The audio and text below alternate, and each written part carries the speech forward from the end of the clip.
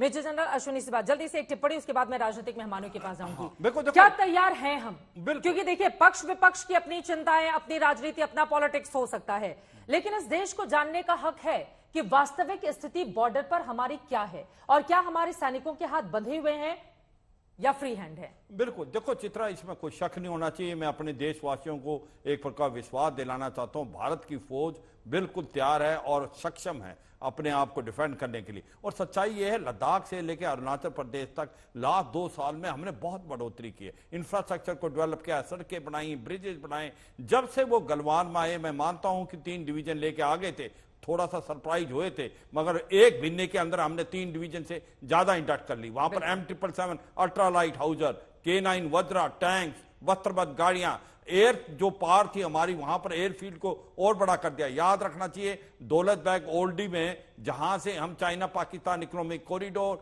जहां हम जा सकते हैं वेस्टर्न हाईवे में, और उनका काराकोरम हाईवे, उसको मद्देनजर रखते हमें मालूम था कि कुछ ना कुछ चीन जो है अरुणाचल में करेगा, क्योंकि ये खबरें हमें अपने इंटेलिजेंस से मिल रही। हमने सर्वेलेंस बहुत बढ़ाया अपने कुछ एक समय में। एक तो ड्रोन्स, एक आगे UAV आगे हैं सैटेलाइट के मदद से। उससे क्या हो रहा है कि जो गतिविधियां हैं चीन की, वो हमें पता लगती रहती हैं। जिस प्रकार से वो भी इंफ्रास्ट्रक्चर डेवलप कर रहा है, मैं ये कतई नहीं कर रहा, क्योंकि उसने गांव बना लिए हैं लाइन ऑफ एक्चुअल कंट्रोल के पास। वो गांव नहीं, डिफेंडेड लोकेलिटी है, उसने भी अपने हेलीपैड एयरफील्ड बनानी है। पर सच्चाई ये है, भारत की जो फौज है बिल्कुल तैयार है। जो मैं एक चीज बताना चाहूंगा चित्रा, यांग से में क्यों आया चीन, इसके बारे में पता होना चाहिए हमारे सभी देशवासियों को। ये क्या 1999 में करगिल में जो काम पाकिस्तान की सेना की ओर से किया गया था, क्या इतनी ऊंचाई पर है तमाम, क्या आपको लग रहा है कि चीन की हिमाकत उसी दिशा में थी, इसलिए 300 सैनिक वहां पर आए हुए थे पूरी रणनीति के साथ, मैं और उनको मार भगाया है हमारी सेना। यांग से जो एक ऐसी जगह है स्ट्रेटेजिकली इंपॉर्टेंट है, 17,000 फीट की है। यांग से हम चीन के 7 से 8 किलोमीटर एरिया जो बुमला पास है, जो नागदो बाउल है, उसको डोमिनेट करते हैं, और अपने वाला इलाका भी डोमिनेट करते हैं। खुदा ना खास्ता ये अगर चीन वहां आ जाता है तो देखो कि दोनों तरफ से उसकी डोमिनेशन मिलेगी। तो स्ट्रेटेजिकली इतना इंपॉर्टेंट है। और देखो, पेट्रोलिंग होती है 25-30 आदमियों से, 300 लोग लेके आया है वो जवान। इसकी मंशा क्या थी? मगर जिस पैरों से वो आया था, उल्टा मुड़ना पड़ा। 25 से 50 हमारे जवानों ने उनके साथ इतना डट के मुकाबला किया कि तो चीन के पास होनी चाहिए। आनंद दुबे जी, ये सच्चाई है, ये समझना चाहिए कि पलटवार करने आया था, लेकिन उसका क्या हाल बना दिया हमारे सैनिकों ने। और बार बार बीजेपी की सरकार की ओर से भी यही कहा जा रहा है कि चीन की पहले की हिमाकत कांग्रेस शासन की देख लीजिए, और अभी वो कोशिशों में लगा रहता है। 300 से 500 बार अगर हर साल हम देखें तो उसकी ओर से ये कवायद और कोशिशें जारी रहती है घुसपैठ की, लेकिन अब उसकी मंशा कामयाब नहीं होती है, क्योंकि मजबूत सरकार है, ये कह रही है बीजेपी। आनंद दुबे जी। चित्रा जी, देखिए, ऐसा है, बड़ी विडंबना है कि जिस सरकार को हमारे देश की जनता ने देश की सुरक्षा की जिम्मेदारी सौंपी है, यदि कभी उनसे प्रश्न करती है तो वो इतिहास के पन्नों में लेकर जाते हैं। ये बहुत दुर्भाग्यपूर्ण है। जैसे सब कह रहे हैं कि इस पे राजनीति नहीं होनी चाहिए, हम भी यही कह रहे हैं इस पे राजनीति नहीं होनी चाहिए।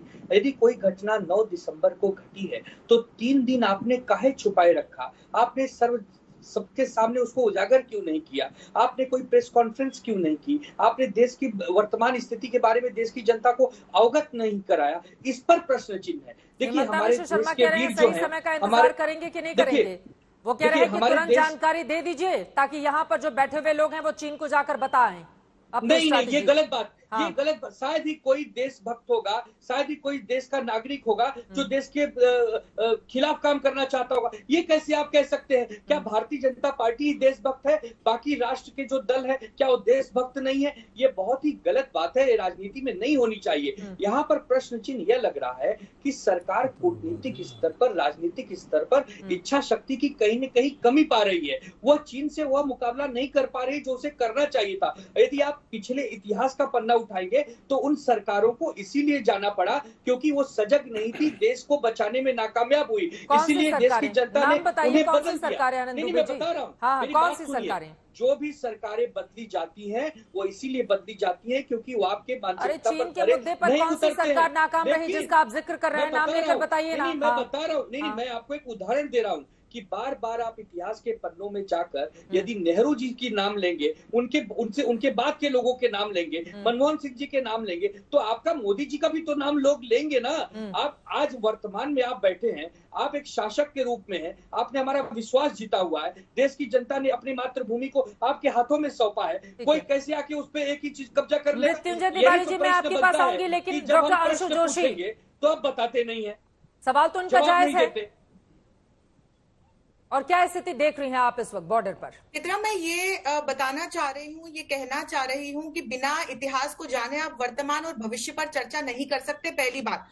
दूसरी बात, भारत सरकार के साथ हम सभी को खड़ा होना चाहिए, जिस भारत सरकार ने मिरर डिप्लॉयमेंट टेक्निक का इस्तेमाल करके चीन को बुरी तरह से पीछे खदेड़ा है। तीसरी बात, हम ये जाने चीन ने ये हमला क्यों किया है। अपनी आंतरिक समस्याओं से जूझ रहे शी जिनपिंग ने अपनी जनता का भरोसा खो दिया है, वहां जनता का ध्यान हटाने के लिए ये हमला हाल फिलहाल किया गया है, लेकिन भारत सरकार इसके लिए पूर्णतः तैयार थी। हमारे विदेश मंत्री ने शीतकालीन सत्र में संसद के पहले ही दिन इस बात का बयान दिया था कि चीन की किसी भी साजिश को भारत नहीं सहेगा, और उसी का मुंहतोड़ जवाब हमारे सैनिकों ने वहां सीमा पर चीन के खिलाफ दिया है। हम ये भी जाने समझे, दूसरा कोई भी देश अपनी सैन्य तैयारियों या डिप्लॉयमेंट की जानकारी इसलिए सामने नहीं रखता है क्योंकि दूसरे देश की जो मीडिया होती है और मॉनिटरिंग सेल होती है वो मिनट टू मिनट उसकी जानकारी रखती है, और इससे जो शत्रु सेना होती है उसको फायदा मिलता है। और एक महत्वपूर्ण बात ये कि आज जो लोग इस पूरी घटनाक्रम पर राजनीति कर रहे हैं, ये वो लोग हैं जिन्होंने कभी हिंदी चीनी भाई भाई का नारा देखकर वर्षों तक भारतीय जनता को बेवकूफ बनाया। हाँ। और दूसरी महत्वपूर्ण बात कि भारतीय सर्जिकल स्ट्राइक पर सवाल खड़े किए।